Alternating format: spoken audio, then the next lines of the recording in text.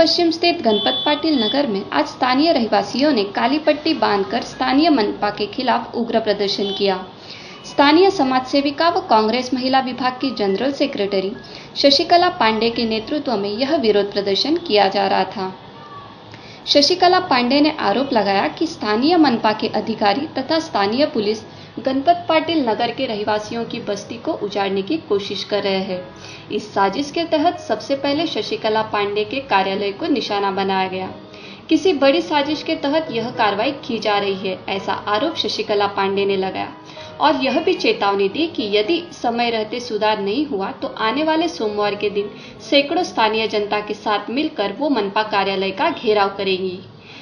पेश थी समय 24 की एक रिपोर्ट। पश्चिम स्थित गणपत पाटिल नगर, जी हां, आपको बता दें 20 से 25 साल पहले बसाया गणपत पाटिल नगर पिछले कई सालों से यहां भू माफियाओं के चक्कर में कई विवादों में नजर आ रहे हैं।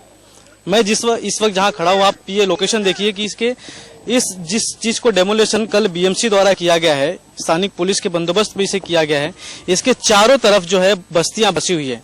यानी कि इस घर के दाएं बाएं आगे पीछे चारों तरफ एक बहुत बड़ी बस्ती का पैमाना यहाँ पे बसा हुआ है। सवाल यह है कि इन चारों तरफ जब बीएमसी की कार्रवाई हुई तो इन सभी को दांत तोड़ के मात्र सिर्फ इसी बीच में क्यों तोड़ा गया? तोड़ने का जो प्रमुख कारण अभी तक सामने आया, जो यहाँ की एक स्थानिक लीडर है, उसे कहीं ना कहीं तोड़ने की कोशिश बनपा द्वारा की जा रही है। आखिर क्या कारण है कि इस व्यक्तिगत टारगेट किया जा रहा है, व्यक्तिगत विशेष तौर पे इसे तोड़ने का जो टारगेट उन्हें किया जा रहा है? क्या कारण है? आखिर जब गणपत पाटिल नगर बसा आज से 20-25 साल पहले, तब ये मनपा कहाँ थी? और जब तोड़ना ही था उन्हें कार्रवाई करके तो प्रॉपर नोटिस देकर क्यों नहीं तोड़ा गया? और तोड़ना भी था तो शुरुआत से क्यों नहीं तोड़ा गया? शशिकला जी, जानना चाहेंगे कि स्पेशली जो ये मुद्दा है आपसे जुड़ा हुआ है, इस बस्ती में, इस घर के चारों तरफ हम देख रहे बस्तियां बसी हुई है, सिर्फ आपके घर को तोड़ा गया, क्या कारण है? इसका कारण ये है कि मुझे यहाँ से हटाने का प्लान चल रहा है कि शशिकला पांडे अगर यहाँ से हट जाएगी तो ये एरिया, जो यहाँ का एरिया मैंग्रोव का जो मुद्दा है 50 मीटर का, वो हम आराम से साफ कर सकेंगे। और जब तक शशिकला पांडे मैं यहाँ पे बैठी हूँ तो इनको ये काम मैं करने नहीं दे रही हूँ। इसके लिए उन लोग मुझे जानबूझ के पर्सनली इशू बना के बगैर नोटिस का मुझे यहाँ पे तोड़ने के लिए तोड़ रहे, सामान निकालने नहीं दे रहे।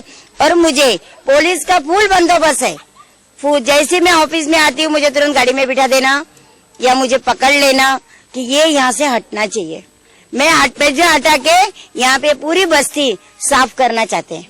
बात करें, अगर आप सिर्फ व्यक्तिगत आपको टारगेट किया जा रहा है तो कल का जो ये वारदात यहाँ पे हुआ, घरों को तोड़ा गया, और भी तो कई बस्तियां बसी और भी घर बसे हुए, उनको क्यों नहीं तोड़ा गया? उनको अभी उन लोग तोड़ने का प्लान है, उनका प्लान है तोड़ने का। इन लोग ने बिल्डर से सेटिंग किया, जो मुझे सुनने में आया है कि पहले अगर ये हटेगी तो ही तो इनको पूरा प्लान है कि पूरा एरिया साफ कर लेने का है। ये जो भी यहाँ से मैंग्रोव का एक मुद्दा लेके कि मैंग्रोव है, मैंग्रोव से 50 मीटर है, तो इन लोग यहाँ से लेके शंकर मंदिर तक का इनका प्लान है, क्योंकि प्लेन प्लॉट है और प्लेन प्लॉट में ये लोग कुछ भी कर सकते हैं। इसलिए इन लोग ने मैंग्रोव का मुद्दा लेके कि मैं हूँ तो मैं हमेशा लड़ते आ रही हूँ कि मेरे एरिया को हाथ नहीं लगाने का।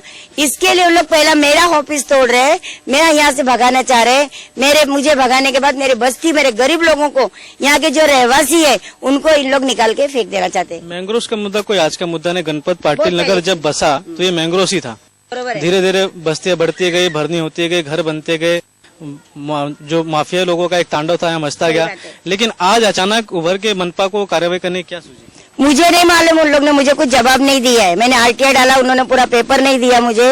लेकिन उन लोग एक ही बात, मनपा वाले मुझे बताते कि पुलिस का काम। अरे पुलिस की कंप्लेंट है तो पुलिस को तुम मुझे बताओ तो सही, मुझे नोटिस तो दो, मैं आपको जवाब दूं ना। मुझे कुछ भी नहीं दिया गया है। अचानक मैं पहली बार था तब भी अचानक तोड़ा, कल भी तोड़े तो भी अचानक तोड़े।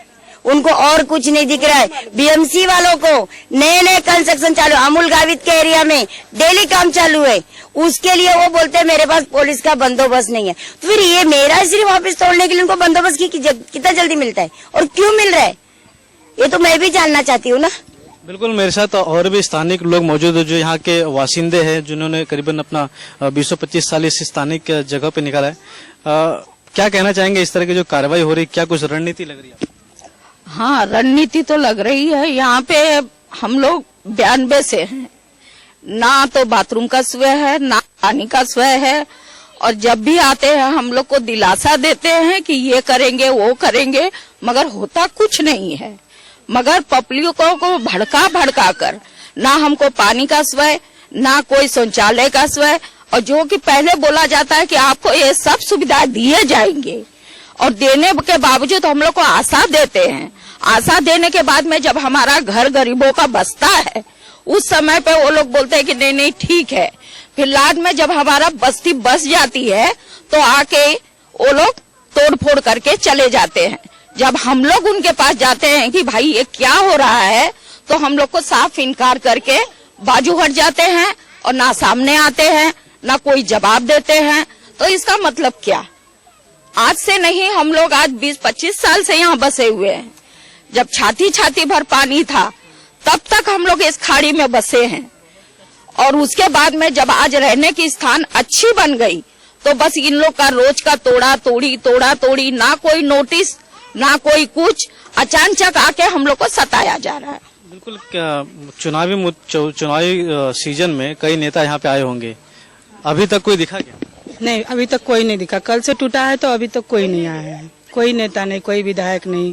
क्या कहना चाहिए, जब जरूरत रहती तो आते हैं, हाथ पैर जोड़ते हैं ये चीज करो, और बाद में दिखते नहीं है। बाद में दिखते नहीं है कि क्या गरीब मर रहा है, जी रहा है। हम लोग किस तरह, यहाँ पर पानी की सुविधा बिल्कुल नहीं है, बाथरूम की बिल्कुल सुविधा नहीं है, रोड है, गटर हम लोग खुद कुआं जैसा खोदे हैं, पानी निकाल के फेंकते हैं, हमें कोई सुविधा नहीं है। तो जब हमें बसाना नहीं था तो तब पहले ही हमें बोलते हैं, आज से 25 साल पहले ही बोले होते कि अनलीगल एरिया है, इसको बसने मत दो। धीरे धीरे बसाते गए और आज उजाड़ने वाली नौबत आ गई है। तो कहीं ना कहीं जब आज 25 साल बाद जो आंखें खुली है, अगर ये कुंभकर्णी नींद अगर समय से पहले जाग गए होते तो ये इतना बड़ा बस्ती यहाँ बसा भी नहीं होता, ना ही किसी प्रकार का आज समस्या होती।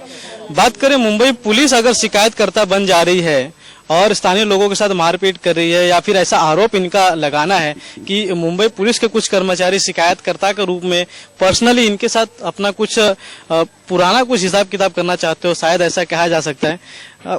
पुलिस एक कंप्लेनर कैसे बन गई, क्या कुछ कहने चाहते? पुलिस कंप्लेनर बनी हो तो वो अमूल गावित ही जाने। और मैं आज यहाँ पे एक कसम खाती हूँ, मैंने कफन बांधा है सर पे। वो पुलिस कंप्लेंट है मेरा, पहले सब कहते थे एसीपी का इसका है, लेकिन नहीं, ये राजनीति है, ये राजनीति है। और मैं इतना जरूर कहना चाहूंगी, आज उन्होंने ऑफिस तोड़ा, मैं तो ऑफिस मेरा बनाऊंगी, ये मैं फाइन सबके पब्लिक के सामने बोलती हूँ। और मैं कसम खाती हूँ आज कि अगर बीएमसी हो, पुलिस हो, कोई भी हो, शिवसेना हो, बीजेपी हो, कांग्रेस, कोई भी हो, मैं खुद कांग्रेस की जनरल सेक्रेटरी हूँ, अगर इन लोग मेरा पर्सनल निकाल रहे हैं तो पर्सनल में मेरा एसीपी का झगड़ा हुआ था, मैंने एसीपी के ऊपर केस की थी, जो केस मैं जीत चुकी हूँ बोरीवली में से। अब वो मुझे बोल रहे कि केस वापस लो, मैं केस वापस लेने को तैयार नहीं हूँ। उसके बाद उन्होंने बोला कि मुझे कोई लेना देना नहीं है, मुझे कोई मतलब नहीं। तो अब वो लोग पर्सनल मुझे सता रहे हैं और उनका एक ही मकसद है कि मैं यहाँ से हट जाऊं, इस गली में न आऊं, मेरी पब्लिक को मैं अनाज छोड़ दूं। तो मैं 91 से ये गणपत पाटिल नगर में मैं लड़ी हूँ, हमारी एकजुट थी। एसीपी ने हमारे खास आदमियों को मेरे पास से तोड़ा, हर पर्सनल आदमी को मेरे पास से दूर किया। अगर आरोप प्रत्यारोप की बात करें तो ये तो एक अलग पड़ा हो गया, लेकिन स्थानिक लोग को कहीं ना कहीं पीड़ा होगी क्या? स्थानिक लोग को अब ये पीड़ा, हर टाइम पे अगर कोई छोटा सा 2 फुट का भी मालिया है, 2 फुट भी ईटा उठाता है तो बीएमसी वाले तोड़ते हैं। पुलिस आके यहाँ पे उनके पास से पैसा लेके जाती है। अगर वही जगह पे अगर मालिया बन रहा है कहीं शास्त्री नगर में, साई बाबा नगर में, नवा गांव में, जो अमिल गावित का एरिया है 7 नंबर वार्ड में, वहाँ पे कोई नहीं दिखता है। अगला पड़ाव क्या होगा यहाँ से, आज जब इतने महिलाएं? अगर आज इतनी पब्लिक है में, तो मैं यही चीज चेतावनी देना, कसम खाना, उनको वार्निंग देना चाहती हूँ कि मैं 2 दिन उनको दे रही हूँ। मैं आज 25, 26, अगर 2 दिन में उन्होंने मुझे डिक्लेयर नहीं किया, मेरे को परमिशन नहीं दिया बनाने का, या मेरे बस्ती को बीएमसी का तोड़ी कार्रवाई का न रोका, तो इससे ज्यादा 4 गुना पब्लिक लेके मैं बीएमसी में धरना दूंगी और चारों साइड से उनको घेरा देंगे। वो बताएंगे कि पुलिस ने कंप्लेंट क्यों किया, उसकी जवाबदारी वो बीएमसी है और मैं अमिल गावित को छोड़ूंगी नहीं। बोलो, ये पब्लिक मेरे साथ है ना? चलोगे ना बीएमसी में? घेराव करोगे ना?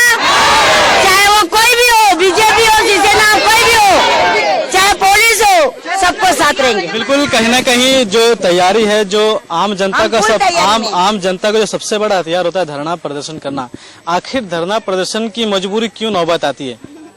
आखिर ऐसा क्या वजह है जब यहाँ से स्थानीय विधायक, सांसद, नगर सेवक चुनने के लिए इसी गलियों में घूमते नजर आते हैं? साल बीतता गया, समय बीतता गया, कोई नगर सेवक, कोई विधायक, कोई आमदार नजर नहीं आता। 2 दिन का अल्टीमेटम है, 2 दिन के बाद इनका एक धरना प्रदर्शन होगा। देखते हैं धरना प्रदर्शन के बाद का क्या माहौल और क्या नतीजा गणपत पाटिल नगर के रहवासियों के लिए होता है। वीडियो जर्नलिस्ट सफीक साटविलकर के साथ अरुण गुप्ता, समय 24 मुंबई।